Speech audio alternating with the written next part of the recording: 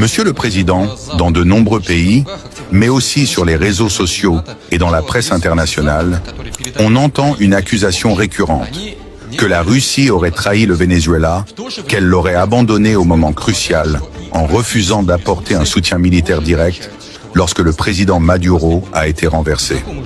Certains vont même jusqu'à dire que la Russie, en se présentant comme un pilier du monde multipolaire, a montré ses limites en laissant tomber l'un de ses partenaires stratégiques. Que répondez-vous à ceux qui disent que la Russie a reculé, a eu peur ou a sacrifié le Venezuela pour éviter une confrontation avec les États-Unis? Je vais être très clair. D'abord, il faut commencer par les faits, pas par les émotions ni par la propagande. La Russie n'a jamais signé avec le Venezuela un pacte de défense mutuelle. Il n'existe aucun traité entre Moscou et Caracas qui oblige la Russie à entrer en guerre si le Venezuela est attaqué. Un pacte de défense, c'est ce que nous avons avec certains États. Cela signifie, si tu es attaqué, nous entrons dans le conflit. Ce n'était pas le cas avec le Venezuela.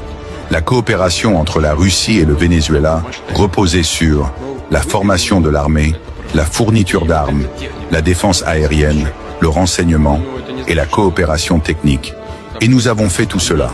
La Russie a livré des systèmes S-300. Nous avons entraîné des officiers vénézuéliens. Nous avons coopéré dans le domaine du renseignement. Nous avons aidé le Venezuela à construire ses capacités de défense. Mais un pays qui veut être souverain ne peut pas déléguer sa propre survie à une puissance étrangère.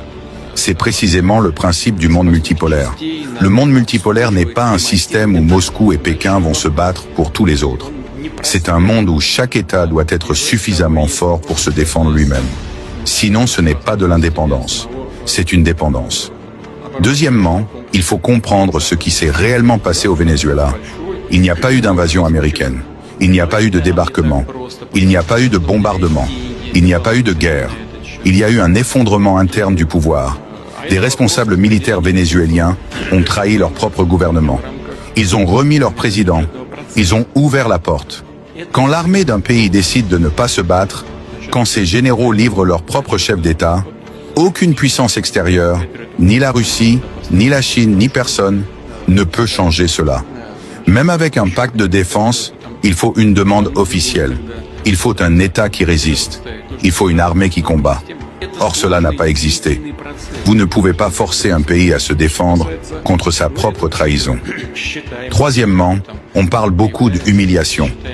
Oui, quand un partenaire tombe, ceux qui l'ont soutenu subissent un choc politique. C'est la même chose quand l'OTAN échoue en Afghanistan. Quand les États-Unis quittent Kaboul,